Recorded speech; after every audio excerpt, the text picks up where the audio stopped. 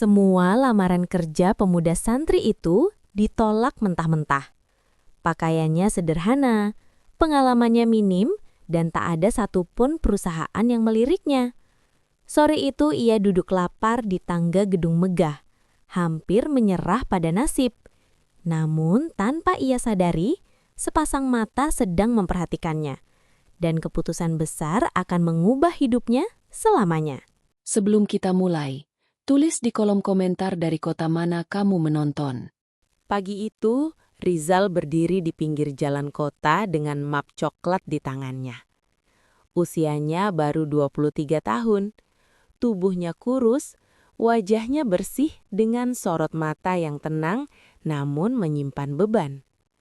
Ia adalah lulusan pesantren dari desa kecil bernama Karangjati.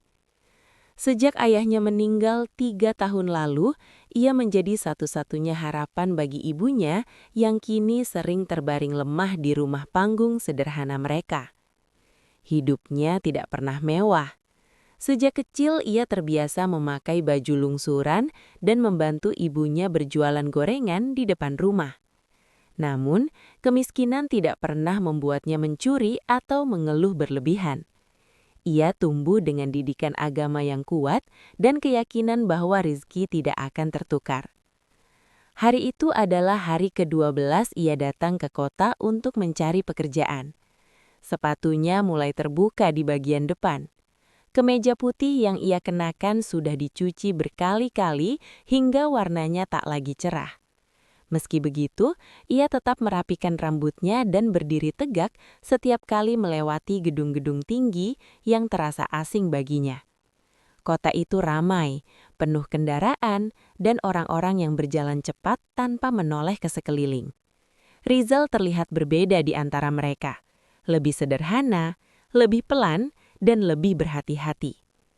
Di dalam map coklatnya tersimpan ijazah pesantren, surat keterangan berkelakuan baik, serta selembar surat kecil dari ibunya yang selalu ia simpan sebagai penguat hati. Ia tidak memiliki pengalaman kerja di perusahaan besar. Ia hanya punya pengalaman membantu ustadz di perpustakaan pesantren dan mengajar anak-anak mengaji. Namun baginya, kerja keras dan kejujuran sudah cukup untuk menjadi bekal.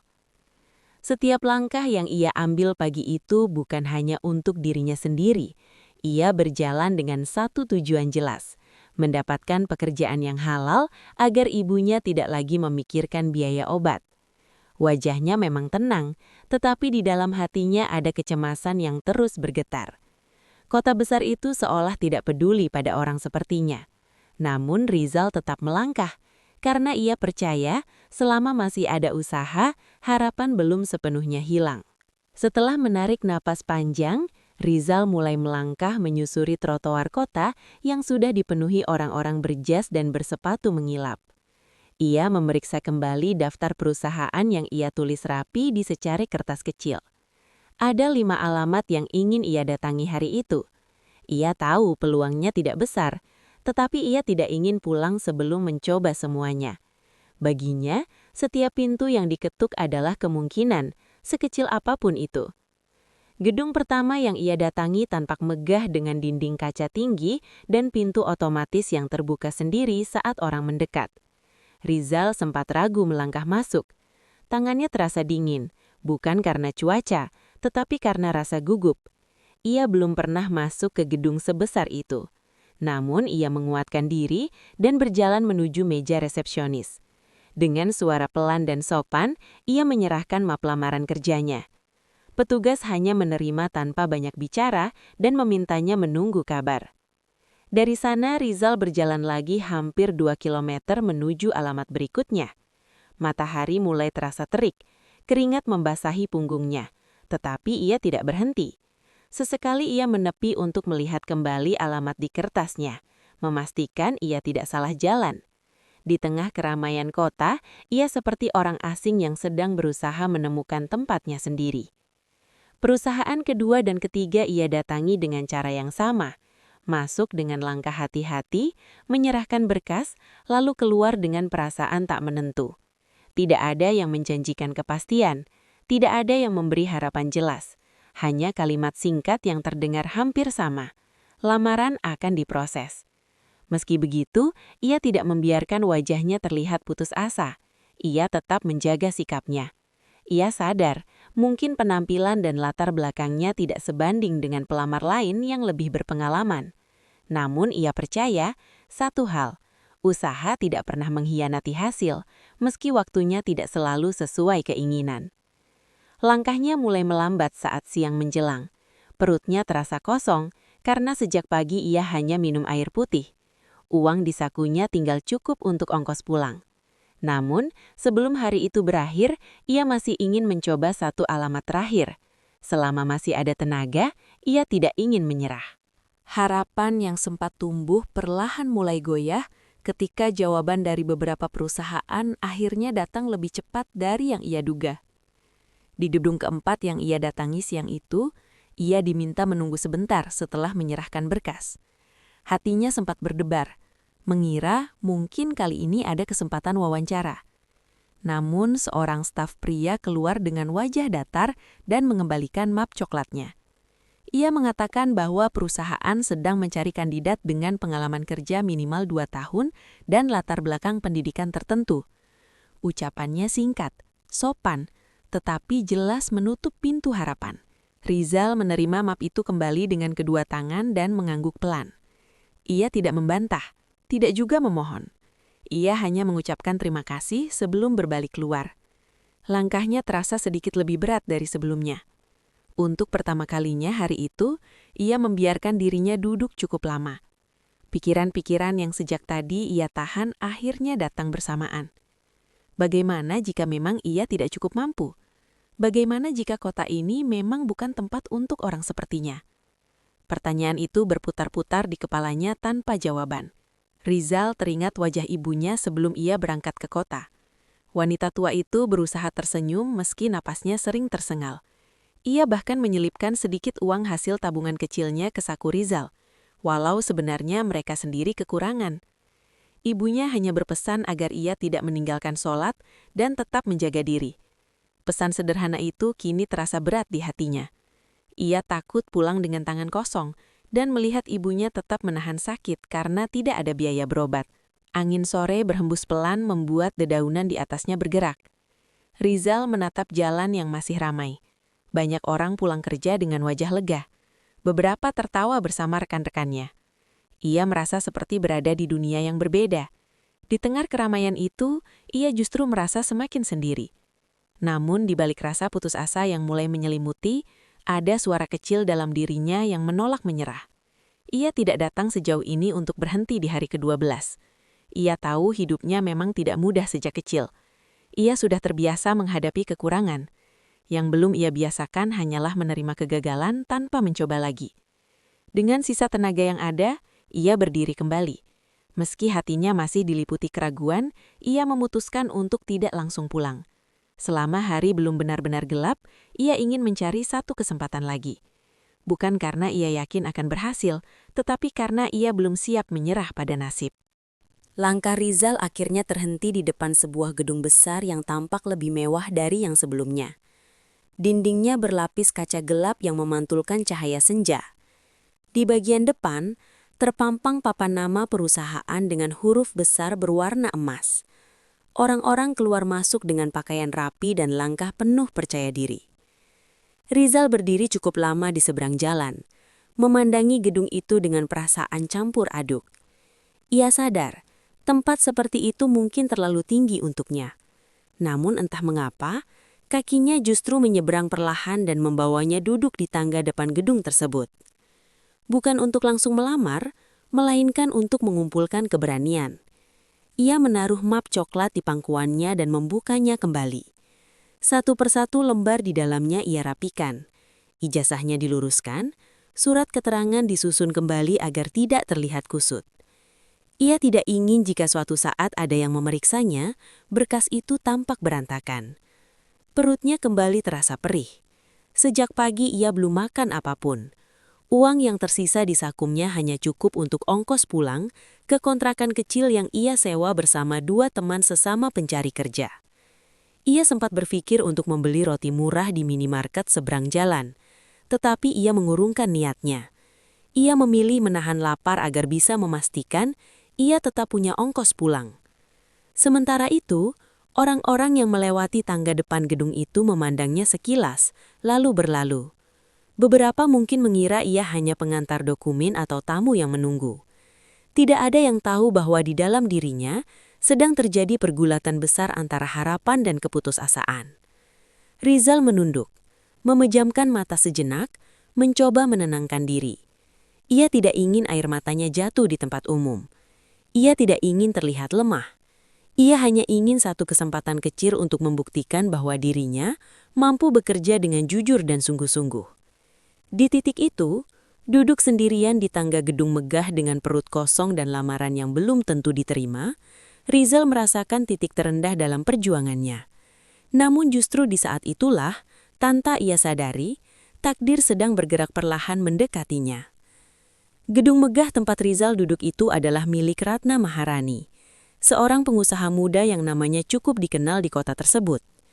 Di usianya yang belum genap 35 tahun, Ratna sudah berhasil membangun perusahaan jasa konstruksi yang berkembang pesat. Banyak orang mengaguminya, tetapi tidak sedikit pula yang merasa segan karena sikapnya yang tegas dan disiplin. Ia dikenal tidak mudah percaya pada orang, terutama dalam urusan pekerjaan. Ratna bukan berasal dari keluarga kaya. Ia membangun usahanya perlahan sejak ditinggal suaminya meninggal dunia 5 tahun lalu. Sejak saat itu, ia harus memimpin perusahaan seorang diri sambil membesarkan anak semata wayangnya. Tekanan hidup membuatnya menjadi pribadi yang kuat dan berhati-hati. Ia belajar bahwa dalam dunia bisnis, keputusan yang salah bisa membawa kerugian besar. Karena itu, ia sangat selektif dalam memilih karyawan. Sore itu, setelah menyelesaikan rapat panjang dengan para manajer, Ratna berjalan keluar gedung menuju mobilnya. Langkahnya cepat dan teratur. Beberapa staf menunduk hormat saat ia lewat. Namun langkahnya melambat ketika pandangannya menangkap sosok pemuda yang duduk sendirian di tangga depan gedung. Rizal terlihat berbeda dari tamu atau pelamar lain yang biasanya datang. Pakaiannya sederhana, sepatunya tampak usang dan wajahnya terlihat lelah. Namun yang membuat Ratna memperhatikan lebih lama adalah cara pemuda itu merapikan berkasnya dengan penuh kesungguhan. Seolah lembar-lembar kertas itu adalah sesuatu yang sangat berharga. Ratna tidak langsung menghampiri. Ia berdiri beberapa langkah dari mobilnya, mengamati tanpa disadari Rizal. Di dunia yang sering dipenuhi orang-orang yang datang dengan penampilan meyakinkan, namun niat tersembunyi, pemandangan pemuda sederhana yang duduk dengan wajah tulus itu terasa berbeda. Di tengah kesibukan dan rutinitasnya yang padat, Ratna jarang memperhatikan hal-hal kecil seperti itu. Namun entah mengapa, sore itu perhatiannya tertahan pada satu sosok yang tampak begitu asing dengan kemewahan gedungnya.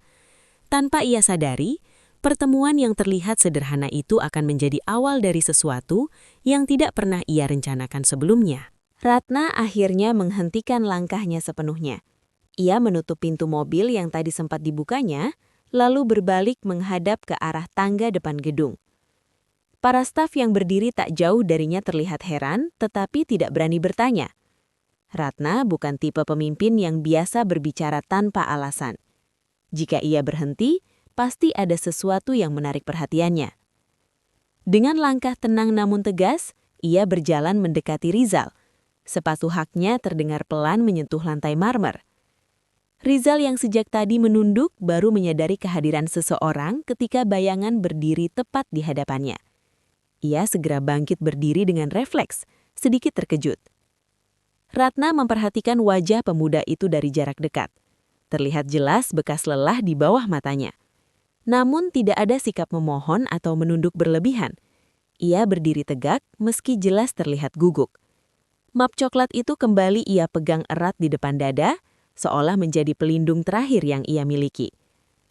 Ratna bertanya singkat, menanyakan apa yang sedang ia lakukan di depan gedung menjelang sore seperti itu.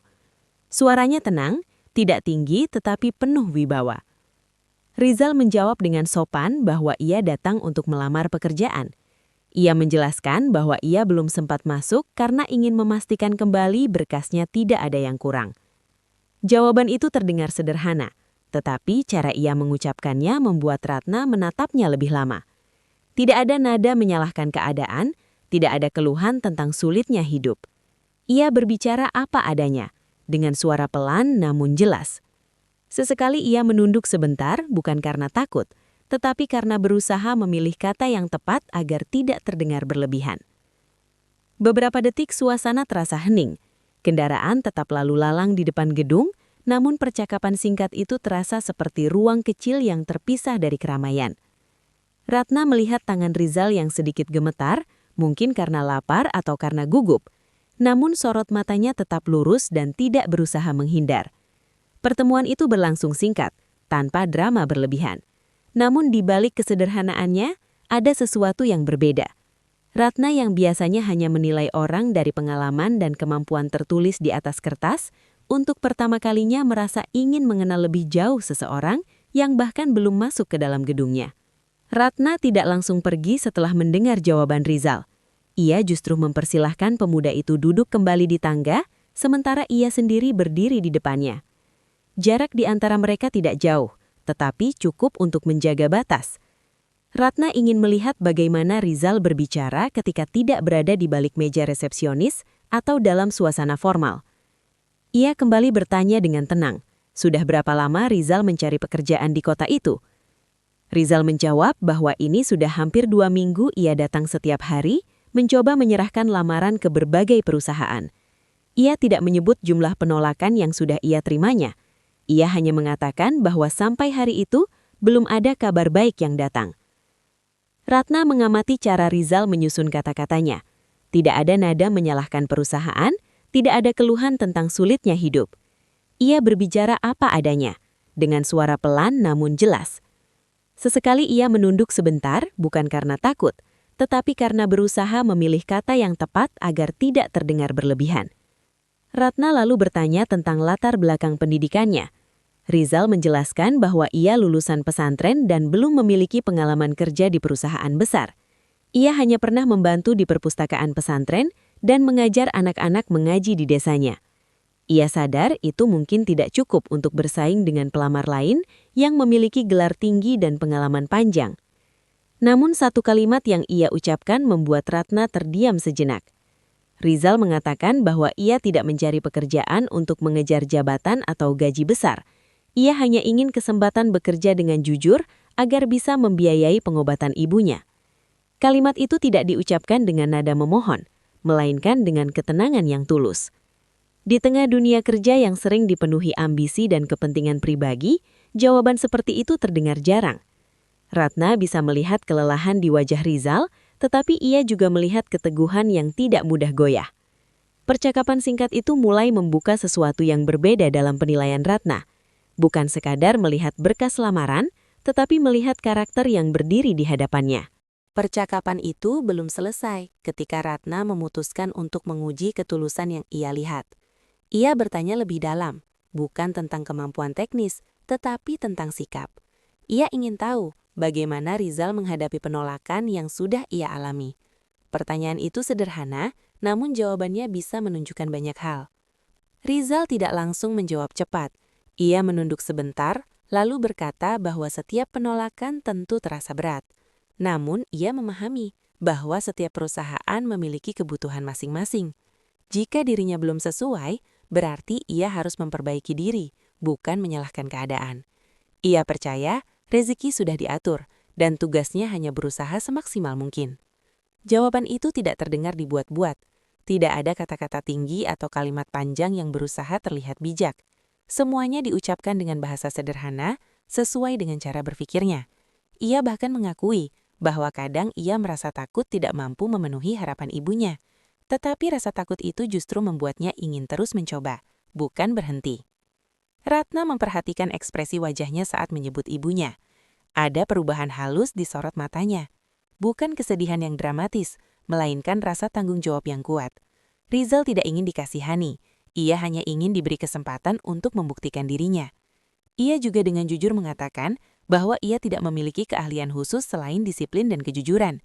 Ia bersedia memulai dari posisi paling bawah, membersihkan gudang, mengangkat barang, atau membantu administrasi. Apapun akan ia jalani selama itu pekerjaan yang halal. Baginya, pekerjaan bukan soal gengsi, melainkan amanah. Kata-kata itu membuat suasana sore terasa lebih hening. Ratna yang terbiasa menghadapi pelamar dengan daftar kemampuan panjang dan janji besar, kini berdiri di depan seseorang yang hanya membawa ketulusan dan tekad sederhana. Dalam keheningan itu, ia mulai merasakan bahwa mungkin nilai seseorang tidak selalu terlihat dari seberapa tebal isi map yang dibawanya, tetapi dari seberapa jujur ia berdiri membawa harapan. Ratna tidak langsung memberikan tanggapan setelah mendengar semua jawaban Rizal. Ia terdiam beberapa saat, seolah sedang menimbang sesuatu di dalam pikirannya. Sore semakin gelap, lampu-lampu di depan gedung mulai menyala satu persatu. Namun Ratna belum beranjak pergi. Ia ingin memastikan bahwa kesan yang ia tangkap bukan sekadar perasaan sesaat. Ia kemudian mengajukan satu pertanyaan sederhana, tetapi cukup dalam. Bagaimana jika suatu hari, ia diberi tanggung jawab mengelola uang perusahaan dalam jumlah besar, sementara tidak ada seorang pun yang mengawasinya? Apa yang akan ia lakukan? Pertanyaan itu terdengar ringan, tetapi maknanya jelas. Ratna ingin melihat sejauh mana integritas pemuda di hadapannya. Rizal terdiam sejenak. Ia tidak menjawab terburu-buru. Ia menatap lurus ke depan, lalu berkata bahwa uang bukan miliknya, dan apapun yang bukan miliknya tidak boleh disentuh tanpa hak. Ia menjelaskan bahwa sejak kecil, ia diajarkan bahwa amanah sekecil apapun akan dimintai pertanggungjawaban, bukan hanya oleh manusia, tetapi juga oleh Tuhan. Ia sadar mungkin tidak semua orang berpikir seperti itu, tetapi ia memilih untuk tetap memegang prinsip tersebut. Ratna memperhatikan nada suaranya. Tidak ada kesombongan dalam jawabannya. Tidak ada upaya untuk terlihat suci. Ia berbicara dengan keyakinan yang tenang, seolah nilai itu sudah menjadi bagian dari dirinya, bukan sesuatu yang baru saja ia susun untuk menjawab pertanyaan. Ratna kemudian mengajukan pertanyaan lain. Bagaimana jika suatu hari ia melakukan kesalahan besar dalam pekerjaan? Rizal menjawab bahwa ia akan mengakuinya dan bertanggung jawab. Menurutnya, menutupi kesalahan hanya akan memperbesar masalah. Ia lebih memilih ditegur karena jujur daripada dihargai karena kebohongan. Jawaban-jawaban itu membuat Ratna semakin yakin bahwa ia tidak sedang berbicara dengan pemuda biasa. Ujian kecil yang ia berikan bukan untuk menjatuhkan, melainkan untuk melihat fondasi karakter. Dan di tengah kesederhanaan serta keterbatasannya, Rizal menunjukkan sesuatu yang jarang ia temukan. Kejujuran yang tidak goyah meski tidak ada jaminan imbalan. Setelah percakapan itu, Ratna menarik nafas pelan dan akhirnya membuat keputusan yang bahkan tidak ia rencanakan sebelumnya. Ia meminta Rizal untuk datang kembali keesokan pagi, tepat pukul 8, untuk mengikuti wawancara resmi di dalam ruang rapat perusahaan. Kalimat itu diucapkan dengan tenang, tetapi bagi Rizal, itu terdengar seperti pintu yang tiba-tiba terbuka di tengah lorong gelap. Rizal sempat terdiam beberapa detik, seolah memastikan ia tidak salah dengar.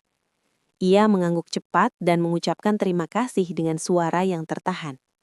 Bukan karena ragu, melainkan karena ia berusaha menahan rasa haru yang tiba-tiba memenuhi dadanya. Ia tidak menyangka bahwa duduk di tangga sore itu justru membawanya pada kesempatan yang tidak pernah ia bayangkan. Ratna kemudian memberi isyarat kepada salah satu staf yang berdiri tak jauh dari mereka. Ia meminta agar nama Rizal dicatat dan dimasukkan dalam daftar wawancara khusus esok hari. Beberapa staf terlihat saling berpandangan. Mereka tahu betul bahwa biasanya proses seleksi di perusahaan itu sangat ketat dan melalui tahapan administrasi yang panjang. Jarang sekali ada pelamar yang langsung mendapat panggilan atas keputusan pribadi Ratna. Namun tidak ada yang berani mempertanyakan keputusan tersebut. Mereka mengenal Ratna sebagai pemimpin yang selalu punya alasan di balik setiap langkahnya. Meski terlihat tegas dan rasional, ia tidak pernah membuat keputusan sembarangan. Rizal berdiri dengan perasaan campur aduk antara lega dan gugup. Ia sadar ini belum berarti ia diterima. Ini baru awal dari kemungkinan. Namun bagi seseorang yang seharian menerima penolakan, satu undangan wawancara saja sudah terasa seperti anugerah besar. Saat ia melangkah meninggalkan tangga gedung itu, langkahnya terasa berbeda dari sebelumnya. Lelahnya belum hilang, lapar di perutnya masih terasa, tetapi di dalam hatinya muncul percikan harapan baru. Untuk pertama kalinya sejak datang ke kota, ia merasa ada seseorang yang benar-benar melihat dirinya, bukan hanya berkas lamaran yang ia bawa. Malam itu, Rizal kembali ke kontrakan kecilnya dengan langkah yang lebih ringan dibandingkan sore tadi. Gang sempit yang biasanya terasa sunyi, kini seolah menyambutnya dengan suasana berbeda. Lampu-lampu rumah warga menyala redup, suara televisi terdengar dari beberapa jendela terbuka, dan aroma masakan sederhana tercium di udara. Semua tampak biasa, tetapi bagi Rizal, malam itu terasa istimewa. Sesampainya di kamar yang ia tempati bersama dua temannya, ia duduk di tepi kasur tipisnya. Map coklat itu kembali ia buka, bukan karena ragu, tetapi karena ingin memastikan semuanya benar-benar siap untuk esok hari. Ia merapikan kembali setiap lembar dokumen dengan lebih hati-hati dari sebelumnya.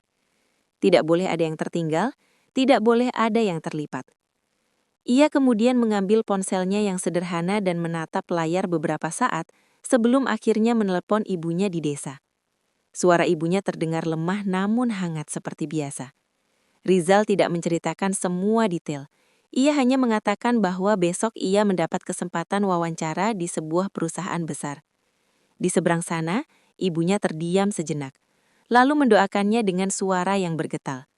Doa itu sederhana, tetapi terasa kuat menembus jarak. Setelah panggilan berakhir, Rizal duduk lama dalam diam. Ia menyadari bahwa kesempatan esok hari adalah sesuatu yang harus ia jaga dengan sungguh-sungguh. Ia tidak ingin mengecewakan orang yang sudah memberinya peluang. Ia juga tidak ingin kembali pada rasa putus asa seperti sore tadi. Malam semakin larut, tetapi ia belum langsung tidur. Ia mencoba membayangkan bagaimana wawancara itu akan berlangsung. Ada rasa gugup yang perlahan muncul, namun kali ini tidak dibarengi dengan ketakutan yang sama seperti sebelumnya. Harapan kecil yang sempat hampir padam kini menyala kembali. Sebelum memejamkan matanya, Rizal berdoa dalam keheningan kamar sempit itu. Ia tidak meminta kemudahan berlebihan.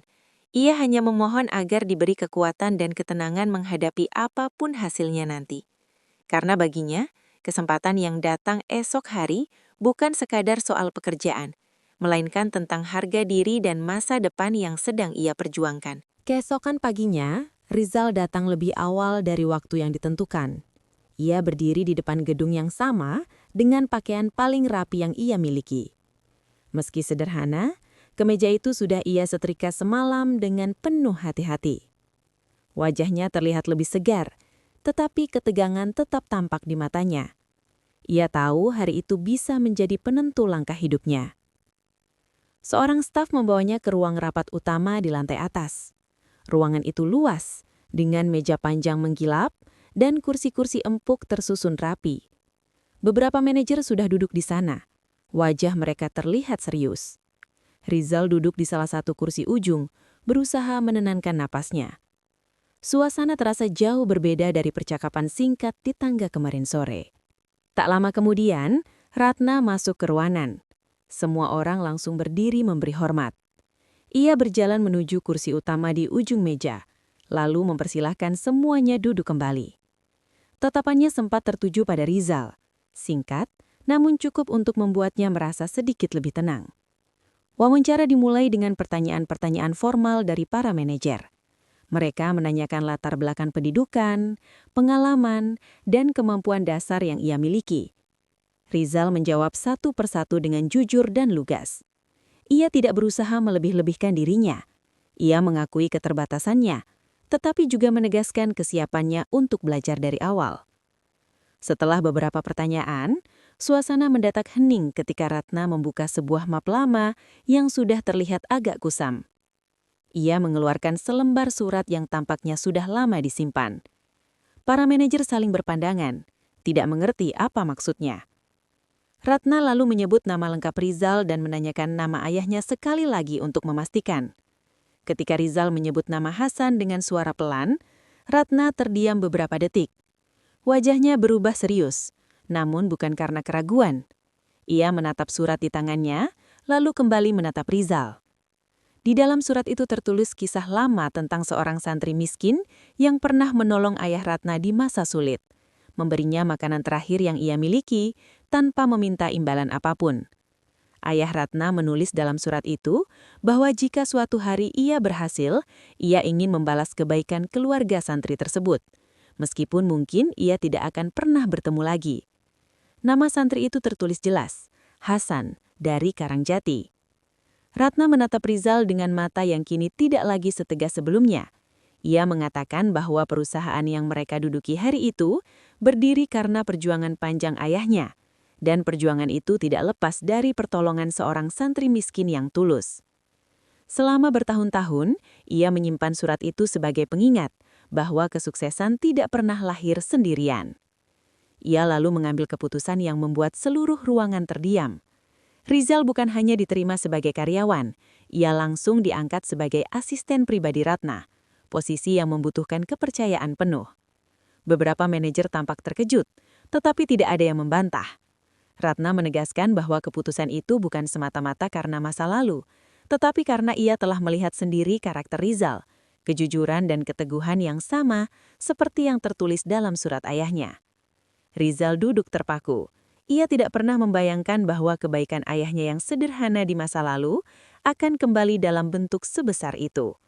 Di tengah ruang rapat yang megah itu, takdir seakan memperlihatkan bahwa kebaikan yang tulus memang tidak pernah benar-benar hilang. Setelah keputusan itu diumumkan, Rizal masih duduk dalam keadaan sulit percaya. Ia merasa seperti sedang bermimpi. Tangannya sedikit gemetar ketika ia berdiri dan menundukkan kepala sebagai tanda hormat. Ia tidak banyak berbicara. Kata-kata terasa kecil dibandingkan rasa syukur yang memenuhi dadanya. Ia hanya berjanji akan menjalankan amanah itu sebaik mungkin. Hari itu juga ia pulang lebih cepat dari biasanya. Langkahnya berbeda dari hari-hari sebelumnya.